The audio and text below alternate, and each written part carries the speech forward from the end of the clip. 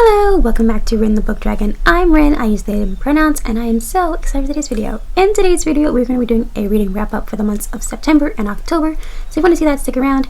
If you're new to the channel, welcome. My social medias are linked in the description box, and let's just get into today's video. So before we begin the actual reading wrap-ups, I do want to get like a little bit of some like precursors. I don't know. Number one, I did film this intro last week, but I accidentally deleted it, and so I had to redo it, so my outfit's going to be different. Number two, I decided to bring all of my reading related videos onto this channel because I don't have it on my schedule on my main channel. And number three, I decided to mix September and October together because I didn't read that much in September because I just started a new job, and I honestly didn't have the energy to film in it a reading wrap up for September in September and not the beginning of October, so I just decided to put them all together for September and October in this video. So if you want to see all of that, stick around. And yeah, so the first book I finished in September was The Devil to Pay by Casey Bateman. It happens in Italy, 1492, so it's a historical romance, and I would say it's like a enemies to lovers type of trope. She has to flee her town because her uncle is trying to take over, and her father told her if anything were to happen to her to go to this one person because he will take care of you. And so she does, and it turns out she like instantly regrets it because he tries to lock her in his castle. And so she tries to escape, and it becomes a whole thing, and it's a really good book. I really enjoyed it. I gave it 4 stars. So if you want to read a historical romance with a little bit of enemies to lovers and a little bit of spice, then definitely check this one out. Okay, so the second book I finished in September was Wreck and Ruin. It is an MC, meaning motorcycle romance. It's also an age gap romance, so if that's not your thing, you're going to want to skip this one. And I'm going to be completely honest with you. Based off of what I read in the description, which is not much, I cannot tell you what happened in this book. I couldn't tell you what happened in the book, and I feel like really bad about that. I'm just gonna read the blurb for you, and you can decide for yourself if you want to read it. I really apologize for that. Should have came in more prepared, but I was like, oh, I remember the books because it was, I guess, pretty good. It says, my life is boring, monotonous, and then tall, dark, and dangerous walks into the bar where I work. Before I know it, I'm in his arms asking him to rescue me. He's Colt Weston, president of the Blue Angels MC. Colt makes me feel alive and wanted. The Blue Angels embrace me as one of their own, and when a violent rival threatens to tear us apart, I learned what loyalty truly means. Family, sacrifice, revenge. There's nothing Colt won't do to protect me. Okay, I kind of got it now. It's kind of coming together once I read it out loud. Okay. So she works at a bar with her best friend, and there's this guy who won't leave her alone, and so she's like, my boyfriend just showed up. And so she goes to him and says, hey, can you kiss me so that this guy at the bar will leave me alone? I've been trying to like nicely tell him, and so he agrees to it, and then they kind of don't see each other again. Something ends up happening, and she has to like run from her house with like nothing, no identification on her, and has to like just run for it because a rival gang, motorcycle club, is coming after her because she her boss did something, and she knows information about what happened when she doesn't, and so she had to run for her life. And she's like, I remember their emblem, and so she went to a garage where she knows the emblem is at, and it turns out it's his garage, and he protects her from the rival gang club. I like it. I think I gave it 3 stars. I think I took off stars because something happened that I was not a huge fan of. And yeah, I don't want to give away what happens, but it's pretty sad. But yeah, that's what happened in book 2. The third book I finished in September was, you know what? I think there's something actually wrong with this because I know I finished the first one in that series. So I need to go back. Because I reread one of my favorite series. And it's not showing the first one up here. So I need to go look for it. Okay. So the first book I finished, actually that means I finished 4 books in September because I know I read the first one and then the second one because that's usually how I do a series. I read the first one. So the first book of the series that I read was Boys of Brayshaw High. It is this is a high school bully romance series. And the first 3 books are like the one couple, and then the second book is in one of the brothers, and then the third book is the other brother, I think. No, not third book. The 4th book is one brother, and then the 5th book is the other brother, I think. But in this one, she kind of has been through a lot. Her mom is not very maternal, and so she had to basically take care of herself, and she gets in trouble at school and gets sent away to Brayshaw High, and she is going to be like taken from her mom and put into this girls group home, and she doesn't want to. First day, the Brayshaw boys are leaving, and they kind of bump into each other, and it kind of starts a rift, and they try to ruin her, but she's already been through so much that it doesn't really work, and they start kind of liking her as friend, seeing, having respect for her, and really trying shifting it. So that's kind of how I could sum up the first book. I love this series. It was my first high school bully romance that I read, and it was in 2020. It was so good, in fact, that I purchased the second one and the third one immediately after reading the first one because it was that good. And I usually don't immediately feel the need to purchase the second one enough to just buy it. And so I was finished that series, the first one, and then the second one, which is the next book I read in September, is Trouble at Brayshaw. And Trouble at Brayshaw, I know what happens because I've read it 3 times, but honestly, reading it 3 times, I still need to know what happened first.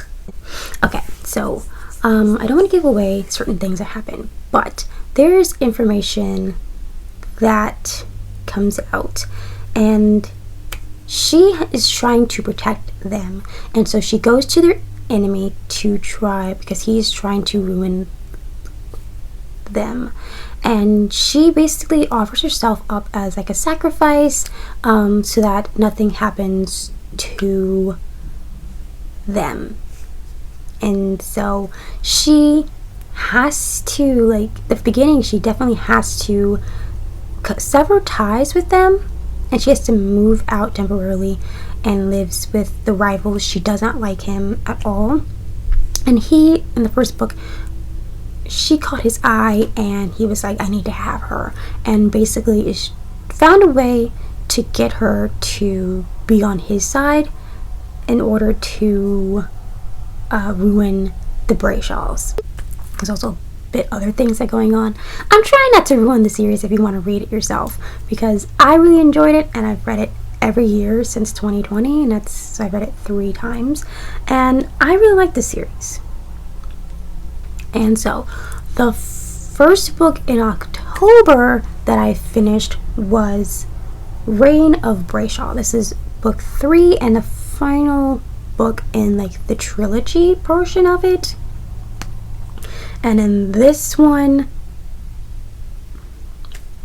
their father was in jail because of something her mother did, and so he just gets out, and he kind of sold her off, like, and that's the reason why she was brought to town. This is giving away a little bit, but you kind of have to know what's going on in the story.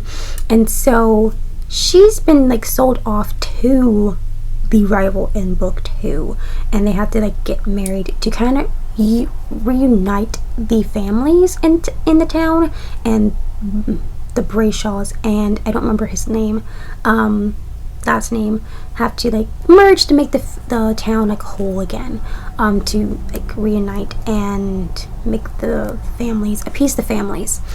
And she's like, no, I don't want to do that. I'm not doing it.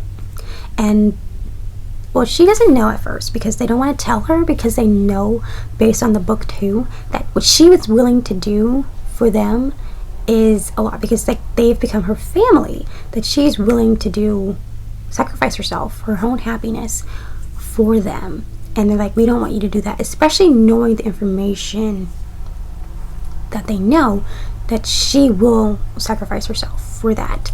And so they're like, no. And then they find a loophole. It's a really good series. I don't know if I made it sound like it's a really good series, but I really liked it. All 3 of them get 5 stars because I love them.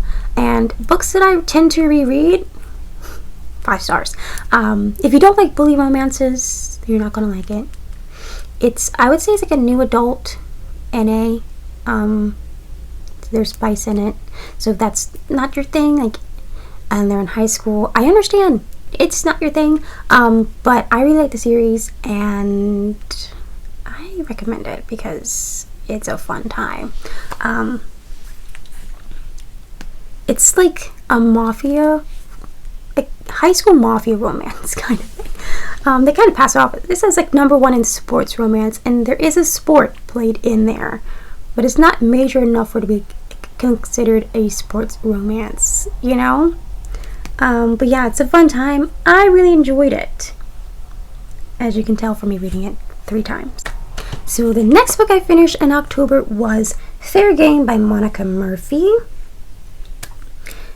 It is a college romance, and in this college romance, she is on a date with her boyfriend, and it's really like an illegal like poker, like, what are those clubs called? Casinos. Her boyfriend is supposed to, like, he's playing and he's losing and he's running out of money, and the leader of the poker game is like, hey, do you have anything of value that you can, you know, offer up on the table, put on the table? And he's like just thinking, and then the guy's like, how about your girlfriend? And he's like, and she's like, I am not a prize to be won. Excuse me, I don't like this. And the boyfriend's like, I got this. And he's like, deal. And so he basically like sells off his girlfriend for a poker game, and because he's so confident that he can win it, he loses, obviously. And so she does not take up the being sold to thing. I don't know if she slaps the guy who's like, why don't you offer up your girlfriend? She probably did though. And storms off, and then he is amused by it. He's like, oh, I need this girl. Like, I need to go on a date with this girl. I need to like pursue something with this girl. She ends up they end up going on a date, and the book is kind of like their relationship kind of progressing as things go on and really developing feelings for each other. I probably gave it 3 or 4 stars. It was a really fun book. I would say this may be spoilers, but there's no big thing, or the big thing is not that big, because usually when you read books like this, there's a breakup, and there's no breakup. So if that's the selling point, that they don't break up in like that portion, then read this book. It's a good book. I enjoyed reading this one because I was like, oh no, are they gonna break up? And they don't. Technically it says I read this book before. I have no memory of reading it before, but I did read it. So this is like the second time I've read it, and I really liked it. Definitely 3 or 4 stars on it. Honestly, it's probably 4 stars because the big thing was easily fixed through communication. There was communication, and there was a little moment where she failed to communicate, but they didn't break up. They just like spent a few days not talking to each other because she was going through a lot. But then they got together and they communicated, and it was good. So I really liked this book, definitely. So the last book I finished in October was Kiss the Sky by Krista and Becca Ritchie. And I'm pretty sure since I've read this book, they've changed the cover, because I purchased it in 2016, and I think the cover changed since then. And the tagline of it: a virgin ice queen heiress and the arrogant god who wants to melt her. So that right there kind of makes you want to read it. Go read it. I've read this book numerous times. I think since 2018. I've read it every single year since 2018, so about 4 times. And I really love Connor and Rose. They are my favorite couple out of all of them. And they're like rivals to lovers. Their whole story is rivals to lovers because they were imposing schools in high school, and then in college they were in like schools and they competed against each other, and then they started dating, and they were kind of dating like out of college. And in this particular book, they have decided to star in a reality TV show because something happened in the original series. This is a spin-off where like a scandal happened with her little sister Lily, and they're trying to bring her image back up. And so there's this guy, I forget his name, but he scumball. He's a really terrible guy. Rose ends up like making a deal that ends up like backfiring on her, and they're in this reality TV show, and you can really see like her relationship with Connor, and I love it, the back and forth, and it gets a little kinky, a little spicy, and yeah, I love this series. I read Connor and Rose a lot. I read it every year, and because like the second one is about her youngest sister, I forget her name. I'm gonna check her name. Daisy. The second one's about Daisy. I have a thing about reading like siblings because I have siblings, and it's like getting too intimate details about siblings is just like weird for me. But it's a really good book. I really love Rose and Connor, and if you like rivals to lovers, then this is definitely the one for you. I think another thing, the original series is Friends to Lovers, and the other one I would say it's more forbidden romance because they're like, she's like young and he's like the same age as Rose. So that one And it's like forbidden, I would say forbidden romance. We have friends to lovers, rivals to lovers, and forbidden romance. Also, like, age gap, it's not a huge one, but it is like a little one between Daisy and Reich. But yeah, love Rose and Connor. They're my favorite, and you should definitely check out, if you don't read the entire series, at least read the Rose and Connor ones, because those two are phenomenal and I love them.